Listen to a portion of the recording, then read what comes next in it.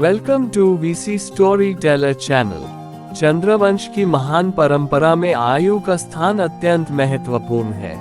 अगर ये चैनल आपको अच्छा लगे तो प्लीज लाइक और सब्सक्राइब करें। वे राजा पुरुरवा और अप्सरा उर्वशी के पुत्र थे। पुरुरवा का शासन वैभव, प्रेम और त्याग तीनों का अद्भुत संगम था और उर्वशी की दिव्यता ने आयु के व्यक्तित्व में तेज, सौम्यता और मर्यादा का संतुलन भर दिया। बाल्यावस्था से ही आयु में राजोचित गुण दिखाई देने लगे थे। वे केवल शस्त्र विद्या में निपुण नहीं थे, बल्कि नीति, धर्म और प्रजा पालन की सूक्ष्म समझ भी रखते थे।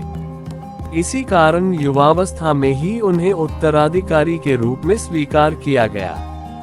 राजा बनने के बाद आयु ने अपने पिता की परंपरा को आगे बढ़ाते हुए चंद्रवंश की प्रतिष्ठा को सुदृढ़ किया।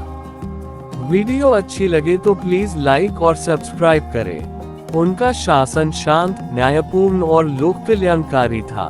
वे जानते थे कि राज्य की शक्ति केवल सेना या धन से नहीं, बल्कि धर्म और विश्वास से बनती है। इसलिए उन्होंने ब्राह्मणों, ऋषियों और विद्वानों का सम्मान किया, यज्ञों का आयोजन कराया और समाज में संतुलन बनाए रखा। आयु के समय में प्रजा स्वयं को सुरक्षित और सम्मानित अनुभव करती थी, जो किसी भी आदर्श राजा की सबसे बड़ी उपलब्धि मानी जाती है। आयु का महाभारत कालीन महत्व प्रत्यक्ष युद्धों से नहीं, बल्कि वंश परंपरा और मूल्यों के संरक्षण से जुड़ा है।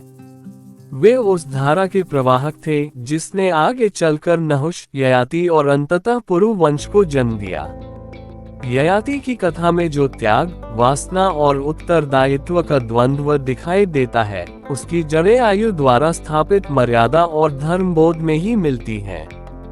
यदि आयु ने संतुलन और संयम का मार्ग न दिखाया होता, तो चंद्रवंश की यह धारा शायद विचलित हो जाती। नहुष के उत्थान और पतन की कथा भी आयु की विरासत को उजागर करती है। आयु के द्वारा दिया गया धर्म और विनम्रता का संदेश नहुष के समय में भुला दिया गया और परिणामस्वरूप अहंकार ने उसका विनाश किया। इस प्रकार आयु का जीवन आने वाली पीढ़ियों के लिए मूक चेतावनी बन गया कि सत्ता के साथ विनय का होना अनिवार्य है। वीडियो अच्छी लगे तो प्लीज लाइक और कमेंट करें। यही चेतावनी महाभारत के अनेक पात्रों, कौरवों से लेकर पांडवों तक में प्रतिध्वनित होती दिखाई देती है। आयु केवल एक राजा नहीं, बल्कि एक सेतु थे दिव्य और मानवीय जगत के बीच। उर्वशी की दिव्यता और पुरुरवा की मानवीय आकांक्षाओं का संगम उनके व्यक्तित्व में स्पष्ट झलकता है। यही संतुलन आगे चलकर शांतनु जैसे महान राजा की नींव बना। शांतनु की उदारता, सत्यनिष्ठा और प्रेम, चाहे वह गंगा से हो या सत्यवती से, उस वंशगत संवेदनशीलता का परिणाम थी जिसकी जड़ें आयु तक जाती हैं। महाभारत के विशाल आख्यान में आयु का नाम शायद बार बार न आए, पर उनका प्रभाव हर जगह उपस्थित है।